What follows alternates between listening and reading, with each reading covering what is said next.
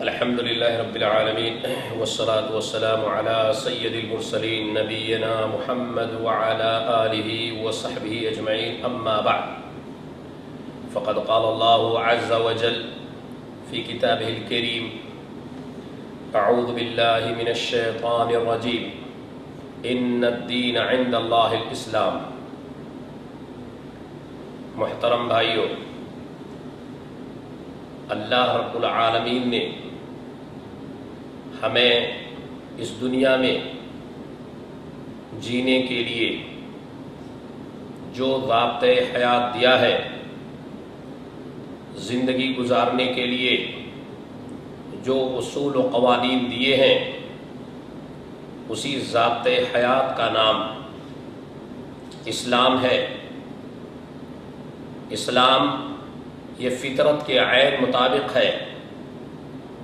انسانی فطرت کو سامنے رکھ کر، انسانی ضروریات کو سامنے رکھ کر اللہ رب العالمین نے ہمیں یہ اسلام عطا کیا ہے۔ یہی وجہ ہے کہ اسلام اپنے جملہ صفات، کمالات، جمالات کی وجہ سے ہر دور میں غالب رہا ہے، اور اپنے معاندین اور اپنے دشمنان سے مل کر جو لڑائیاں کی، ہمیشہ اس میں غالب رہا ہے۔ یہی وجہ ہے کہ دیگر اقوام نے جب اسلام سے لڑائی کرنے کی کوشش کی، اسلام سے جنگ کرنے کی کوشش کی، اسلام کو زیر کرنے کی کوشش کی، تو وہ مات کھا گئے اور اسلام ان پر غالب رہا۔ یہ اس کے جمالات، اس کے کمالات کا نتیجہ ہے۔ اسلام میں کسی طرح کا کوئی نقص نہیں ہے، انسانی زندگی کے ہر پہلو پر مکمل روشنی ڈالتا ہے، بلکہ انسانی زندگی کو درخشاں و تابندہ بناتا ہے، اسے مامون و محفوظ بناتا ہے۔ اسلام انسان کو باعزت بناتا ہے، اسلام انسان کی جان و مال کی حفاظت کرتا ہے، انسان ہر طبقے کے لوگوں کا محافظ ہے، چاہے وہ حضرات ہوں یا خواتین ہوں، چاہے وہ جانور ہوں یا چرند و پرند ہوں، ہر ایک کے حقوق کو متعین کر کے اس نے اپنا نام روشن کیا ہے، اور دنیا میں کوئی بھی دھرم، کوئی بھی دین اس کا مقابلہ نہیں کر سکتا ہے۔ اسی لیے اللہ رب العالمین نے قرآن میں فرما دیا کہ رہتی دنیا تک، جب تک یہ سورج طلوع اور غروب ہوتا رہے گا، اس وقت تک اگر میں کسی دین سے راضی ہوں گا، میرے یہاں کوئی دین قابل قبول ہوگا، تو وہ صرف اور صرف دین اسلام ہوگا۔ اس کے علاوہ دین مسیحیت قابل قبول نہیں، دین یہودیت قابل قبول نہیں، اسی کے علاوہ دوسرے دیگر ادیان بھی اللہ کے ہاں قابل قبول نہیں۔ اسلام رہتی دنیا تک رہنے والا یہ دین ہے، اس لیے اس نے دنیا کے لیے، چاہے وہ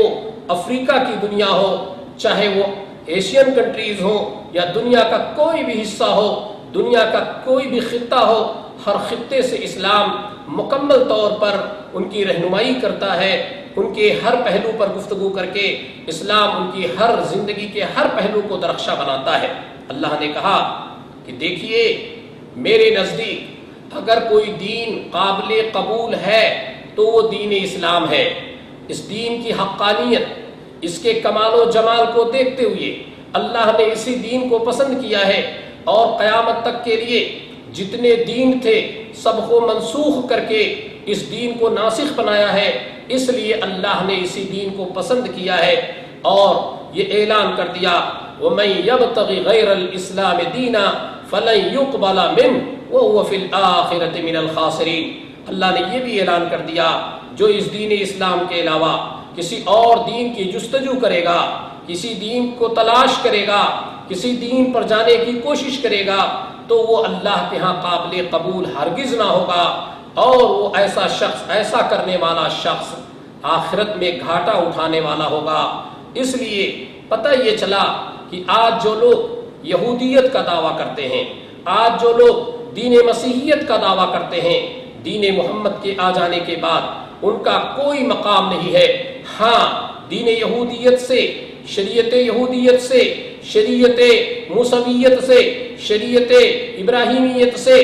جو کچھ شریعت محمد نے لیا ہے اس کو برقرار رکھا ہے، شریعت محمد نے اس کو اپنی شریعت میں شامل کیا ہے، قیامت تک وہ شریعت باقی رہے گی۔ باقی اور جن ان کے اصولوں کو شریعت محمد نے قبول نہیں کیا ہے، اس شریعت محمد کے آ جانے کے بعد نہ یہودیت قبول کیا جا سکتا ہے، نہ مسیحیت قبول کیا جا سکتا ہے، نہ بودھ دھرم قبول کیا جا سکتا ہے، نہ سکھ کیا جا سکتا ہے۔ کوئی بھی مذہب اس روئے زمین پر اس حیثیت سے، دین کی حیثیت سے قابل قبول نہ ہوگا۔ اللہ نے صاف اعلان کر دیا ہے کہ دیکھیے، ان الدین عند اللہ الاسلام۔ اب قیامت تک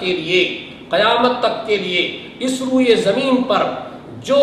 جس باغ کا درخت لہلہائے گا وہ اسلام کا ہوگا، اور صحیح معنوں میں اسلام ہی کو اس دھرتی پر رہنے کا حق ہے، کیونکہ یہی انسانیت کا صحیح پیغام دیتا ہے، یہی امن و شانتی کا درس دیتا ہے، یہی مرد و خواتین کے حقوق کا صحیح ضامن ہے، یہی انسانی نفس کا ضامن ہے، یہی مال کی حفاظت کرنے والا ہے، یہی جان کی حفاظت کرنے والا ہے، یہی اخلاق و آبرو کی حفاظت کرنے والا ہے، اس کے علاوہ اور کوئی نہیں ہے۔ اس لیے ہمیں چاہیے کہ اس دین اسلام کی حقانیت کو، اس کے محاسن کو، اس کے خصائص کو، اس کے محامد کو ہم غور سے پڑھیں اور پڑھ کر کے اسلام کے گرویدہ بنیں۔ اسلام ہی ہے جو ہماری نجات کا ذمہ لے گا، اسلام ہی ہے جو ہمیں برائیوں سے بچائے گا، اسلام ہی ہے جو ہمیں خلفشار سے بچائے گا، اسلام ہی ہے جو ہمیں بدامنی سے بچائے گا، اسلام ہی ہے جو ہمیں آپسی چپکلش سے بچائے گا۔ اس لیے یہ ضروری ہے کہ ہم اسلام کے دامن میں اپنا گھر بنائیں، اسلام کے دامن میں سمٹ جائیں، اور اسلام کے امن و شانتی کو اپنے معاشرے کے لیے ضروری سمجھیں، اور اسلام ہی امن و شانتی کا درس دے سکتا ہے۔ اس لیے اللہ نے ببانگ دہر یہ اعلان کر دیا ہے کہ اب روئے زمین پر صرف دین اسلام ہی قابل قبول ہے۔ اس لیے میرے بھائیوں، اس کو غور سے سمجھ لو کہ آپ کے ذہن و دماغ میں کسی دین کی وہ خوبیاں نہ آ جائیں کہ اس میں ڈالر بہت ہے، اس میں مادی فائدہ بہت ہے، یہاں کی جنسیہ اور نشنتی لینے سے ہمیں دنیاوی وقار حاصل ہو جائے گا۔ یہ غلط اور خام خیالی ہے، اس سے بچنے کی ضرورت ہے۔ اسلام جیسا پیارا دین، اسلام جیسا اچھا راستہ، اسلام جیسا صحیح راستہ، اسلام جیسا امن و شانتی کا درس دینے والا دنیا میں کوئی نہیں ہو سکتا ہے۔ اللہ رب العالمین سے دعا ہے، اللہ تو اسلام کے ان باغوں کو آبیاری کرتا رہے، اے اللہ تو اس اسلام کے باغوں کو سیراب کرتا رہا، اے اللہ ان مسلمانوں کی حفاظت فرما، اے اللہ تو اپنے دین کا محافظ ہے، اے اللہ تو اپنے دین کی حفاظت فرما۔ وآخر دعوانا ان الحمد للہ رب العالمین، وصلی اللہ علی نبینا محمد وعلی آلہ وصحبہ اجمعین۔